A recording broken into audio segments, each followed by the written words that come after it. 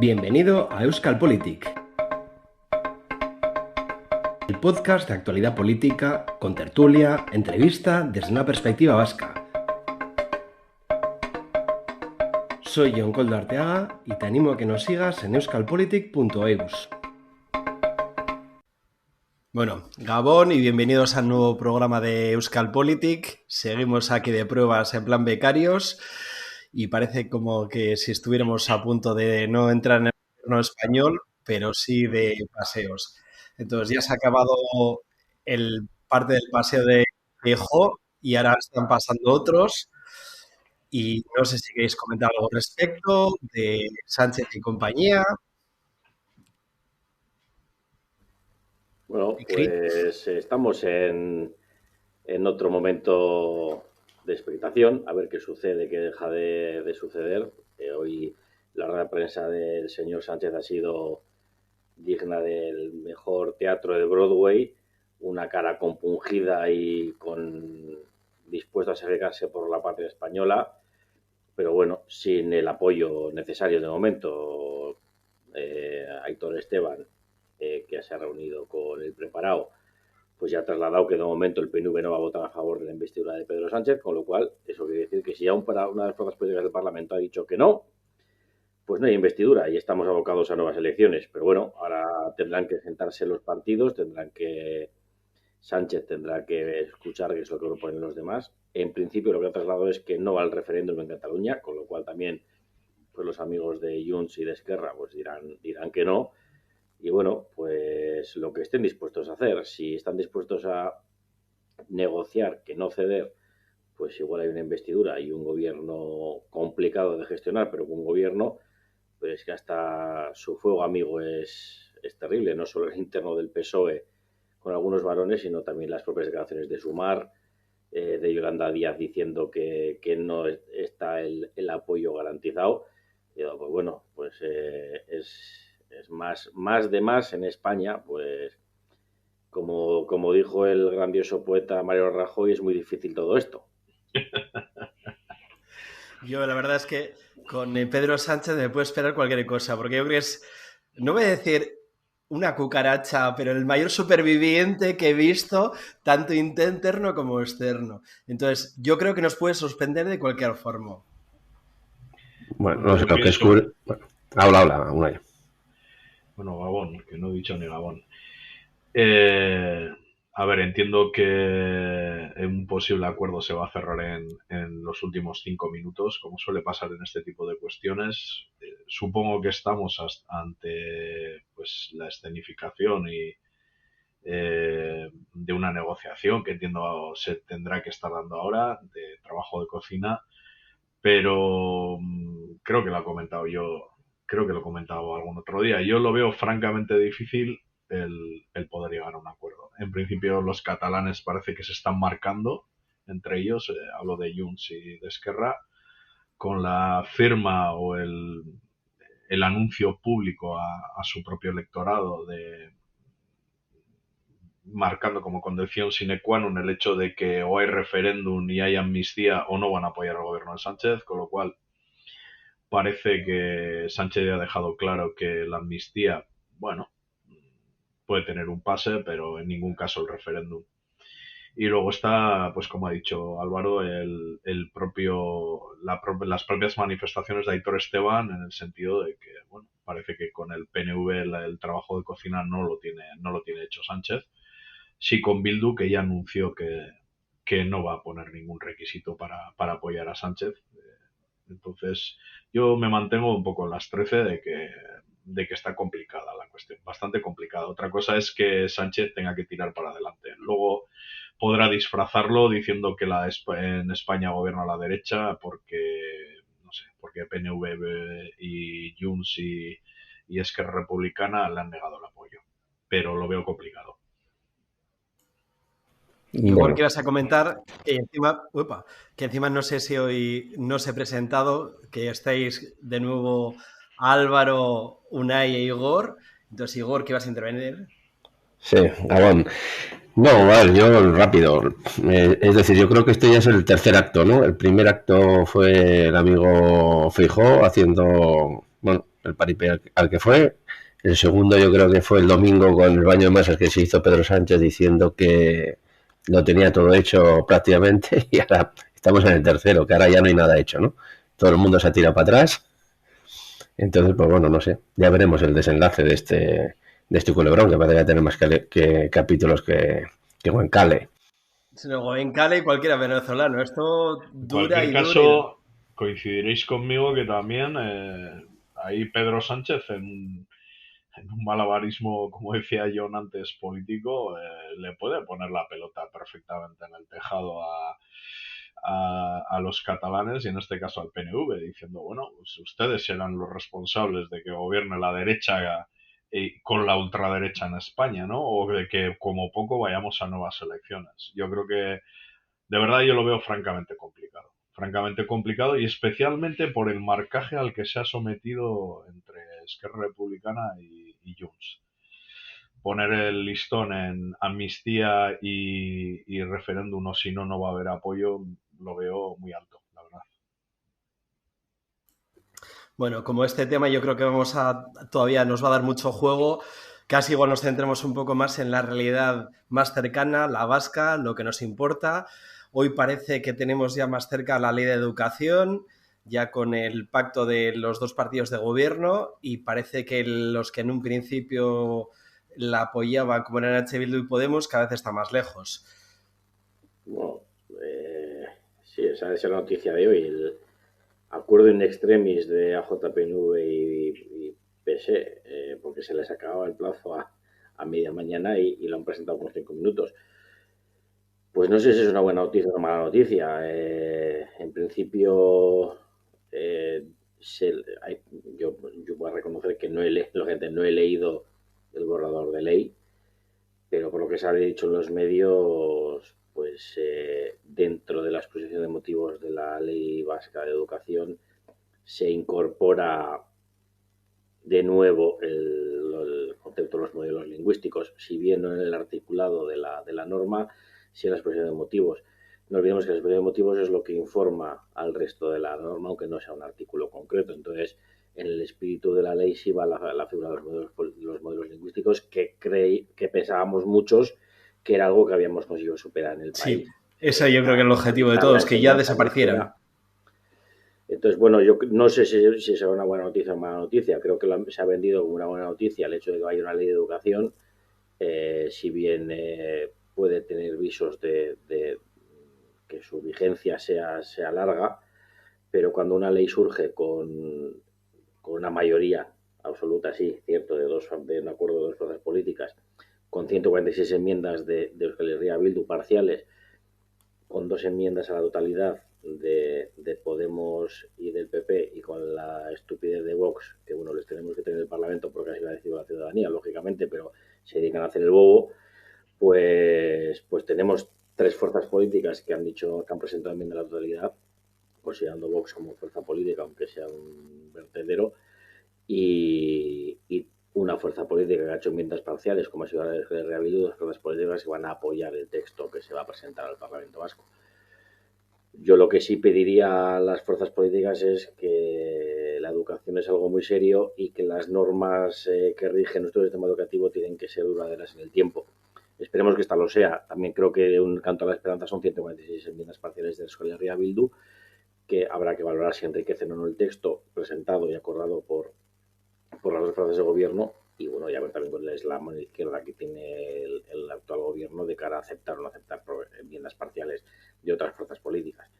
Pero bueno, en principio a mí sí me preocupa mucho la inclusión de los modelos lingüísticos, como euskaldun militante que soy, y por otro lado me parece una buena noticia que podamos tener una ley de educación vasca. Sí, yo comparto la reflexión contigo, Álvaro, y espero que de una vez logremos por lo menos que la gente cuando acabe la educación secundaria esté capacitada con un nivel de euskera suficiente para que logremos una mayor euskaldunización. Otra cosa ya es el uso de la lengua.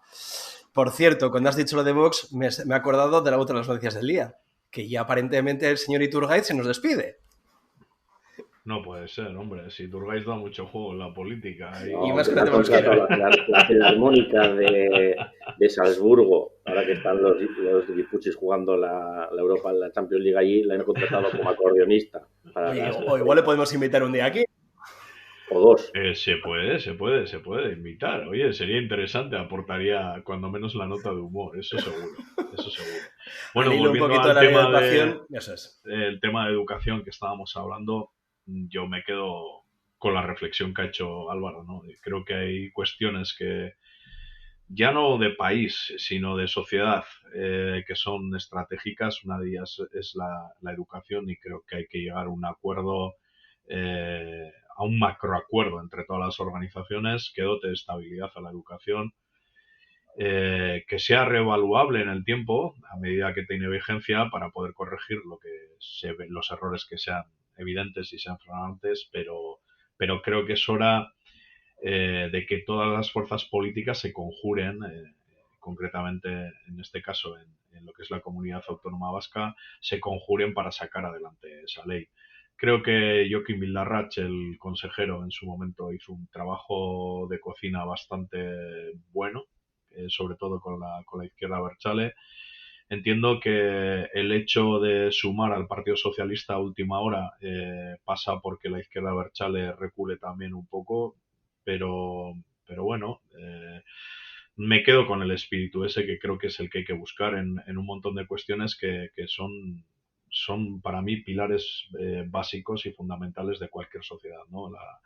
La educación en este caso para mí es un pilar fundamental. Respecto a la euskaldunización, pues yo creo que si repasamos de los años del inicio del gobierno vasco, de la transferencia de educación al gobierno vasco a la actualidad, se han dado grandes pasos, no se puede negar. Si bien es cierto que pues desde ciertos sectores, especialmente desde la izquierda abertzale, pues se critica y se denosta el trabajo que se ha hecho hasta ahora, creo que no se puede negar que se ha avanzado en ese sentido, si bien es cierto que queda mucho todavía por hacer, pero el gran reto, yo me atrevería a decir que no está tanto en la euskaldunización, o sea, en el conocimiento de la lengua, sino en la práctica, en la puesta en marcha del día a día. Y eso es el verdadero reto que creo que tiene por delante el mundo del euskera y por extensión el gobierno vasco. Ahí hubo campañas que para mí fueron magníficas, a pesar de que ahora parece que han perdido un poco de punch. Es la campaña de... Ay, no me sale ahora. La de... Euskal al día. Gorida, Euskara al día, no me salía el nombre. Yo creo que ese tipo de campañas para el fomento son más que necesarias. Pero el reto está en el fomento, en el uso. No tanto en la euskaldunización, que también, no digo con ello que haya que descuidarla. Yo de todas maneras ahí tengo un matiz. Yo sí creo que al final se ha avanzado mucho, pero creo que influye también mucho zonas euskaldunes en las que al final en el ocio, en la calle, sea el euskera, que sea complementario a lo que la educación es fundamental, porque hay gente que puede recibir una educación en euskera y que en la calle, en el patio y en casa esté hablando únicamente en castellano. En algunas zonas de Vizcaya se nota mucho y en Araba también. Por no hablar de Nafarroa, con la situación, pero también de otra realidad sociopolítica, lingüística. La oitura, la costumbre, es lo que verdaderamente creo que es difícil de romper. En ese sentido también creo que desde el gobierno vasco, en materia formativa, que ya lo dejaremos para otro capítulo que os podría contar yo, también hay las facilidades que se da a la gente euskaldun. Os podía contar a la hora de acceder a ciertos puestos, a la hora de realizar los exámenes en euskera. Una cosa es lo que regula la ley vasca de lo que va a regular la ley vasca de educación, y otra cosa es el aprendizaje del euskera en adultos o en ámbitos ajenos a lo que es el sistema educativo. La ley vasca de educación lo que va a regular es el sistema educativo vasco. Sí, correcto. Bueno, estábamos avanzando con el tema de la euskera. Uno de los objetivos, ¿no? Álvaro, que se habla es lograr una capacitación llegar por lo menos a un nivel de B2, pero eso es, que es importante. Y para eso es necesario yo considero que es necesario que en la figura de los modelos lingüísticos no sean quienes informan el contenido de la ley. Pero yo... Ahí, si me permitís una cosa, un apunte, yo es que estoy un poco cansado. A ver, entiendo que de alguna manera se tiene que hacer, ¿no? Medir la capacitación lingüística, en este caso, lo mismo que se tiene que medir la capacitación, no sé, cultural o otro tipo de capacitaciones. Entiendo que de alguna manera hay que hacerlo, ¿no? pero ya cansa un poco el tema de los perfiles lingüísticos. A mí me cansa. Quiero decir, es que veo cantidad de gente en el día a día que acredita un perfil lingüístico que una vez obtenido pasa al cajón desastre. O sea, lo acaban metiendo ahí en el fondo del armario. Yo ya tengo el B2, el C1, el C no sé qué. Entonces, hombre, ahí Unai, permíteme un inciso. Lo mismo que estás diciendo, de dejarlo en un lado, podría aplicarse también, pues no sé, a policías municipales o sí, no, ertzainas que que lo después de digo en sacar la serio. plaza, que No, también tengan bueno, una no, lo forma aplico a todo física. el mundo, lo aplico a todo el mundo, ¿no? Yo al final entiendo que un ciudadano que es euskaldun lo único que quiere y requiere es que sea atendido en la lengua en la que se dirige al funcionario. Y a mí me da igual que tenga el B2, el C1 o la Z. Es Sí, que que yo estén capacitados. exactamente, que tengan la capacidad de, oiga, ¿cómo puedo ir por aquí o cómo puedo ir por ahí? Tener la capacidad de contestar, ¿no? Pero eso con una educación obligatoria en la que la educación sea exclusivamente en euskera se consigue. Sí. Igual no nos escriben las mejores novelas de la historia, pero lo que dices tú, para el día a día, para que un usuario, para un ciudadano que es euskaldun tenga el acceso, sobre todo en la esfera pública, el acceso a los servicios en el idioma, pues para eso es necesario que todo el mundo tenga unos conocimientos básicos. Estoy de acuerdo. Hombre, esa misma capacitación también se tiene que pedir en castellano, ¿eh? El caca. No me acuerdo, yo porque, no me acuerdo si era porque sí es cierto que para un idioma se le pide tener una silla en euskachandía y para el otro da igual, ¿no? Entonces, pues bueno. No creo que se pida igual, no se pide tener una silla en euskachandía ni muchísimo menos, porque hombre, pues bueno, cierto, no, pero bueno, te quiero decir, pero coño, igual que se evalúa una cosa, que se evalúe el otro, ¿no? Hombre, yo interpreto que el personal hoy en día que saca la educación básica ha pasado unas pruebas que se supone que en castellano está más que capacitado. En euskera también se presupone. Entonces, eso sería también importante en cualquier idioma, que al final tienen un currículum con unas bases no solamente en los idiomas, sino también en otro tipo de materias para llegar a eso. De todas formas... Hablábamos de Iturgaiz antes, sí. Un ejemplo de un gran manejo del castellano y del euskera. Bueno, pero por lo menos lo utiliza, que es importante. Eso lo voy a decir yo también. Voy a romper una lanza en favor de él, porque, y me consta además de muy buena fuente, que él en la medida de sus posibilidades siempre procura hacer uso del euskera y un montón de cuestiones. Y yo, que soy más viejo que vosotros, para mi desgracia, os diré que, pues bueno, yo recuerdo cuando era niño, bueno, pues en mi casa una parte era euskaldun y otra parte era erdaldun. Pero pues yo, mi difunta moma, mi difunta abuela siempre me decía, siempre nos decía, y de jolín, hoy en día oigo hasta llamar aita a los padres. Antiguamente, creedme, éramos incluso muy pocos los que llamábamos aita y ama a los padres. O sea, fijaros que lo que os estoy diciendo, una cosa que cualquier día, o sea, que hoy en día se ve con absoluta normalidad, ¿no? Antes eso de llamar aita y ama era incluso un ejercicio de militancia en favor del euskera, aún no teniendo ni idea de euskera. Creo que se ha avanzado y no se puede negar el avance. Que queda un montón de cuestiones por hacer, que el objetivo tiene que ser, desde luego, que nuestra lengua como vascos, que es el euskera, si bien es cierto que el euskera, el castellano y el francés vinieron más tarde, pero nuestra lengua perdure en el tiempo otros 3.000 o 5.000 años más.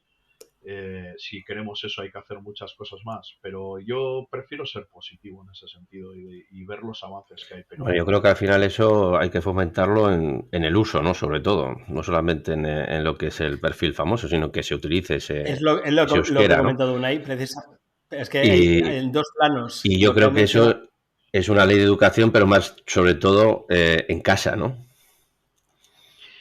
Pero es la costumbre, volvemos a lo de antes, Igor. Yo creo que todos nos conocemos con ciertas personas. Yo hay personas con las que jamás hablo en castellano, porque me he conocido hablando con ellas en euskera. Y con otras personas, y esto es una cosa de mi cuadrilla, que en mi cuadrilla yo creo que somos más los euskaldunes que los no euskaldunes, pero nos hemos conocido hablando en castellano. Entonces, romper esa costumbre es lo complicado. Sí, no, sí, yo lo digo más hacia las nuevas generaciones, ¿eh? Es decir, porque está claro que la educación está hecha para la gente joven, ¿no? Evidentemente, Pero al final esa gente joven es la que tiene que utilizar realmente luego el euskera fuera de la Icastola, ¿no? Que no se considere una parte única exclusivamente de la Icastola. Ahí de todas, Igor, una cosita. Estás mencionando Icastola. Ahí nos metemos también un poquito. ¿Qué está ocurriendo con los centros concertados? También que creo que por lo menos algunos se han entrado en huelga. También en la nueva ley les obliga, creo, a tener los mismos perfiles, los profesores tienen que tener la misma preparación que los públicos, etcétera, ¿no? Si no he leído mal, lo que he leído. No me refiero a eso. Creo que hay más cosas, porque también había una noticia hoy que creo que a los funcionarios se incrementa un 0,5%, no sé si es retroactivo al 1 de enero. Entonces hay muchas cuestiones, no sé cómo están hiladas, entiendo que son acuerdos sindicales previos, pero lo que estabas mencionando en este caso, Igor, te está refiriendo a las icastolas. Las icastolas al final, con la ley de educación, no solamente los centros públicos, también tendrán que llegar a unos acuerdos con precisamente. Bueno, yo cuando me refiero a Icastola me estoy refiriendo a cualquier centro educativo. Me da igual, de los 0 a los 16. Y casteches. Bueno. No, pero sí que es verdad que la escuela pública, que bueno, es la apuesta que se hizo por parte del gobierno vasco en su día, sí que es verdad que la escuela concertada pues tiene sus particularidades también. Es un tema bastante complejo, ¿eh? Yo recuerdo, era niño y fijaros que recuerdo, yo me eduqué en una Icastola concertada, cuando aquello era privada, porque era privado o público, no existía lo concertado, ¿no? Ese paso de lo privado a lo público, esa votación, fue generadora de no pocas broncas internas, ¿no? Es un asunto complejo, porque también creo que hay cierta nostalgia en el mantenimiento de esas icastolas concertadas por cómo nacieron. Nacieron muchas de ellas en la clandestinidad, con el impulso de particulares para empujar el uso y el aprendizaje del euskera, que se estaba perdiendo. Entonces, creo que renunciar por ciertos impulsores de esos movimientos de icastolas, renunciar a esa historia para entregarlo todo a manos de lo público, cuando igual no estás del todo conforme cómo se está llevando desde lo público la educación, pues es complejo. Entonces ahí se surgen también fricciones. Yo voy a abrir una espita y intentar cerrar ya también parte de argumentos. El debate de la ley, uno de los debates importantes de la ley ha sido el tema de la educación concertada, de la educación privada, concertada o no concertada. La privada o no concertada no genera debate, es decir, si quiere llevarle a sus hijos e hijas a un colegio privado y pagar una educación de 350 euros al mes o más cara, pues que lo pueda hacer, que lo haga perfectamente, que tenga unos estándares educacionales y unos estándares comunes con el resto de la educación, pero bueno, con sus especialidades propias, perfecto. Pero yo sí quería, hablando aquí se está hablando de las icastolas como centros concertados, sobre todo muchas icastolas arrancan en un modelo muy vasco, que es el cooperativista, el modelo cooperativo, el modelo en que eran los propietarios de la escuela y que... ¿Cómo barremos para casa? No, pero es verdad lo que está diciendo. El cura de Mondragón hay que apreciarlo un poquito más de lo que se le aprecia en muchos sectores. Y uno de ellos es las cooperativas, por supuesto. Y las educacionales también, y las icastolas, muchas de ellas siguen siendo cooperativas de educación, formadas con sus padres, son los socios cooperativistas de la propia cooperativa, son los padres de los alumnos y alumnas que estudian allí, los padres y las madres. También creo que esto da para un especial, para dedicar una de debate y de charla entre nosotros, porque es un tema que realmente que nos preocupa a todos los que tenemos críos pequeños, pues por eso, y a los que no tengan críos, pues porque es el futuro de la sociedad. De hecho, estamos apuntando unos cuantos temas para especiales, ¿eh? Tenemos a Necuandueza, tenemos a ver qué es lo que ocurre a nivel estatal. Hombre, pues a mí ya me gustaría que Neco Andueza nos hablara también un poco del proyecto de país, ¿no?, que tiene el Partido Socialista de Euskadi. No sé. Bueno, yo creo que primero es obrero español. Bueno, sí, pero él entiendo yo que nos contará, ¿no? Dirá, bueno, pues nosotros, nuestro proyecto de país es este. Lo mismo que me gustaría escuchar, pues no sé, desde el Lehendakari al no sé quién va a ser el Lehendakari de la izquierda abertzale, el que propongan Podemos, no sé, a mí me gustaría escuchar un poco, porque quitando, no sé, es que yo no veo cuál es el proyecto de futuro que tienen los partidos políticos hoy en día. A mí me gustaría conocerlo, porque no lo tengo muy claro, ¿eh? Bueno, creo que por hoy hemos dejado unos cuantos temas para tratar. Y de hecho, de lo que es el último que estás mencionando, Unai, si mal no recuerdo, H. Bildu este fin de semana tiene un congreso o algo después de lo que tuvieron los de Sortu. Entonces, igual precisamente se diludiza la pregunta que estás haciendo a ver quién es su candidato o candidata para la Endacaricha. En cualquier caso, es que ricasco por estar hoy. Os emplazo para el próximo programa, que espero que sea la semana que viene. Y si queréis aportar algo más de despedida, vuestro es el micro. No, por mi parte, nada más que añadir, es que ricasco, esto, bueno, al final, el que lo pueda escuchar no sé lo que dirá, nosotros lo pasamos bien e intentamos trasladar pues nuestras humildes reflexiones. Es que ricasco su bebe bai, saskiniene, giro niene, gauza que hobeto hasta todo el día. Mauri, dana esan dado. Nada más que decir. Es que Efectivamente. ricasco y como siempre un placer en la tertulia con amigos. Pues sí, es que ricasco. Hasta la próxima. Venga, va. Gabón. Agur, Agur, Gabon. horrengo arte.